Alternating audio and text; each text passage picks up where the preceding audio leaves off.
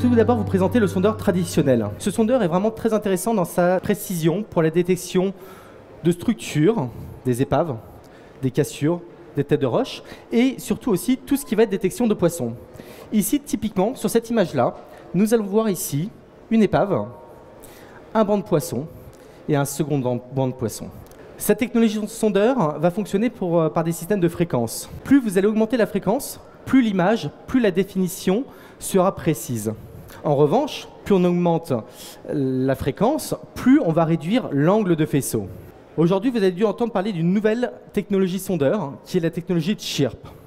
La technologie de Chirp, on ne va pas travailler sur une seule fréquence. On va travailler sur une multitude de fréquences, une modulation de fréquences, qui va m'apporter beaucoup plus d'informations. Tout d'abord, vous allez arriver à avoir une image beaucoup plus claire qu'une simple fréquence. Une image en 200 kHz, par exemple, ou en 77 ou en 50. Vous allez avoir ici une image un petit peu plus brouillée. Vous voyez ce genre de parasite qu'on va avoir ici.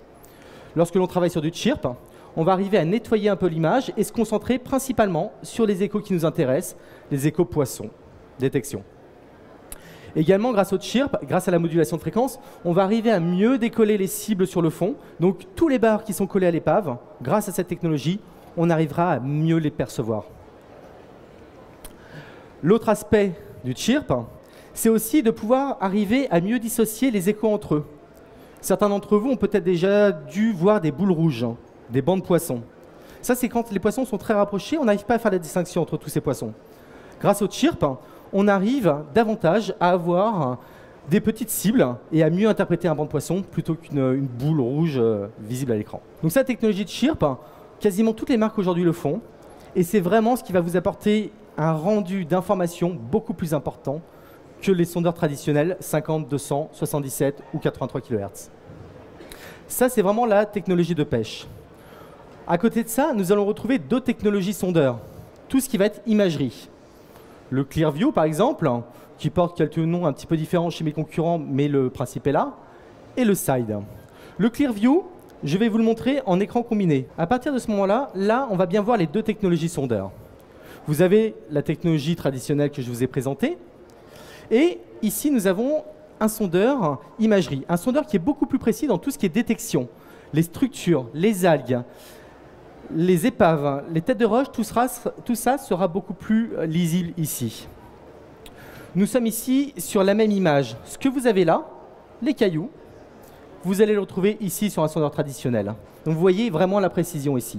En revanche, tout ce qui est détection entre deux eaux, donc celle qui nous intéresse principalement pour la détection de poissons, cette fois-ci, elle sera beaucoup plus précise sur le sondeur traditionnel plutôt que sur l'imagerie. On est véritablement sur l'image de droite, sur un sondeur de détection, de prospection, et sur la page de gauche, davantage sur un sondeur de pêche. Nous avons également encore une autre technologie sondeur qui travaille sur de l'imagerie, le Side View, cette image. Beaucoup d'entre vous ont du mal à la lire. Ici, c'est la surface. Là, j'ai ma colonne d'eau, le relief et le fond. En gros, imaginez cette feuille-là. Mon point blanc, mon point jaune ici, je le remets comme ça. J'ai bien ma surface. Cette image-ci sont exactement la même image. Voilà, donc ma colonne d'eau. Ici et ici, vous retrouvez les côtés. Quel est le but de cette image? Simplement, vous cherchez une épave. Un sondeur traditionnel va sonder à peu près sur 3, 4, 6, 10 mètres suivant la profondeur de cône. Vous cherchez une épave. Vous allez faire un tas de cercles pour trouver cette épave. Là, vous allez naviguer et vous allez avoir ici, éventuellement, une épave qui sera couchée. Vous la verrez. Regardez bien ici, en bas, les unités. J'ai 10 mètres de profondeur. Et ici, je vais voir 18 mètres à droite de mon bateau, 18 mètres à gauche de mon bateau. Donc je suis quasiment à 40 mètres de scan. L'avantage également, si mon épave est couchée ici, rien ne m'empêche, sur le sondeur, de stopper mon image, mémoriser le premier point de l'épave, d'aller chercher l'autre côté de l'épave. On simule bien évidemment, parce que je n'ai pas d'épave, on simule l'épave qui était entre ce point-là et celui-ci, donc couché vraiment sur le fond.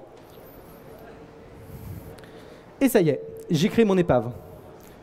Par rapport au sondeur traditionnel, quand vous avez vu l'épave, vous l'avez créé, vous ne saviez pas si vous étiez sur la proue, vous ne saviez pas dans quelle orientation elle est couchée.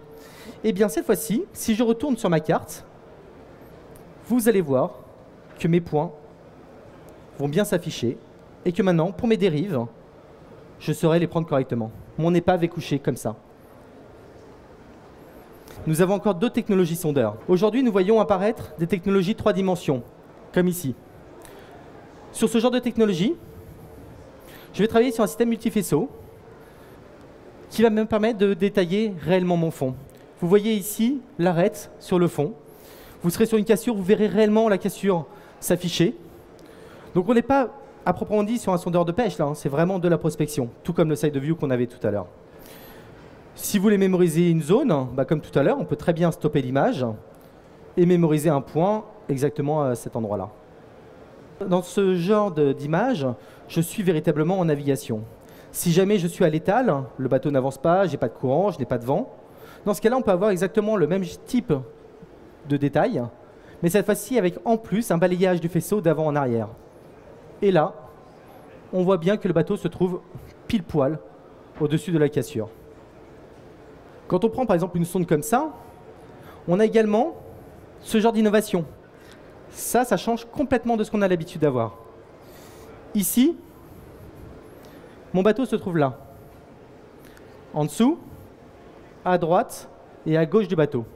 Et contrairement au sondeur traditionnel, ici je suis en temps réel. Je vais voir exactement mon écho bouger sur le fond. Ici, le pêcheur est avec un double leurre. Il le remonte. Quand vous faites ça sur vos bateaux, vous allez avoir un trait comme ça qui va s'afficher sur votre historique. Eh bien cette fois-ci, non, vous n'avez pas l'historique, vous avez le temps réel. Regardez, hop, il tire, et on voit bien les leurres bouger. Faites bien attention ici, c'est assez rapide. Vous allez avoir une chasse qui va arriver. Et ensuite, vous aurez une autre chasse qui va arriver aussi très rapidement derrière.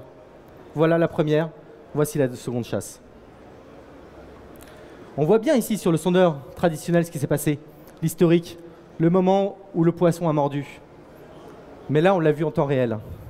En eau intérieure, principalement en eau intérieure, on a également d'autres technologies, un petit peu dans le même principe, mais cette fois-ci pour aller voir devant le bateau. Cette image-là, par exemple.